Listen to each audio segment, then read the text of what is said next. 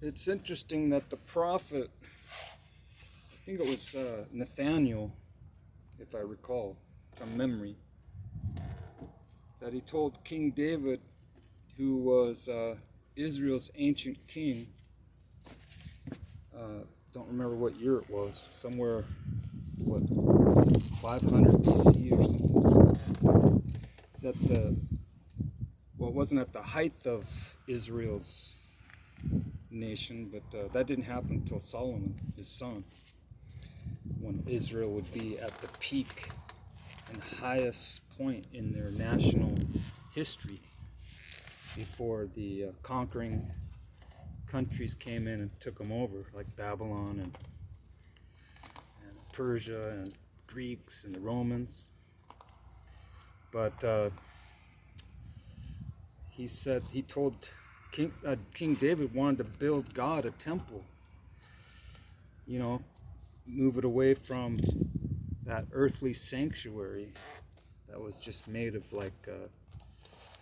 fragile material that they used in the wilderness when they were traveling underneath the leadership of Moses and Joshua.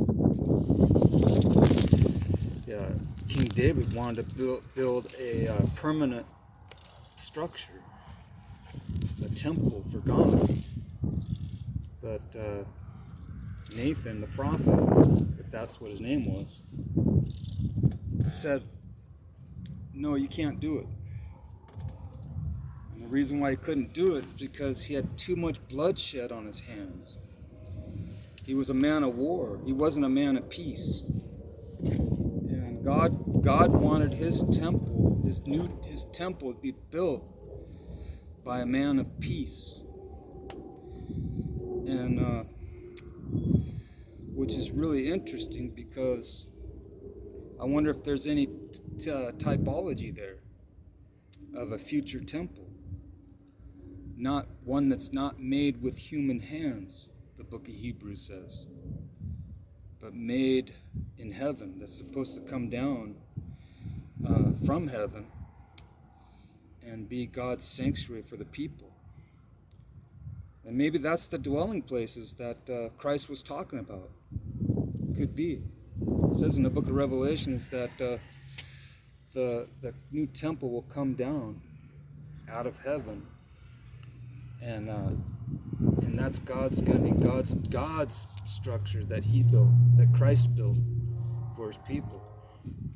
It's going to be supernatural, and it's not even going to be built with human hands.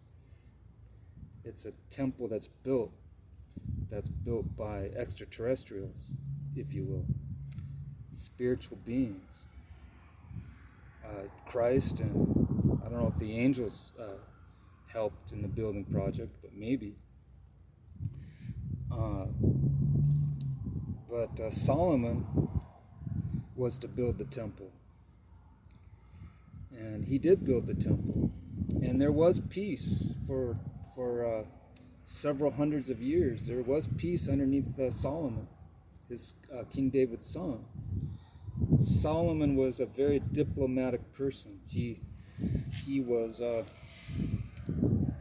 globally minded, though he still was interested in nationality and preserving his nation, Israel.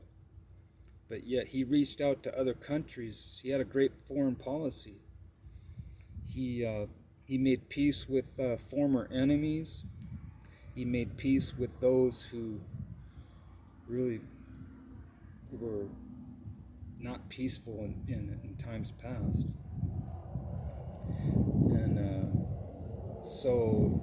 And we know Jesus, when He comes back, He's going to establish peace on earth for 1,000 years, according to one angle of interpretation.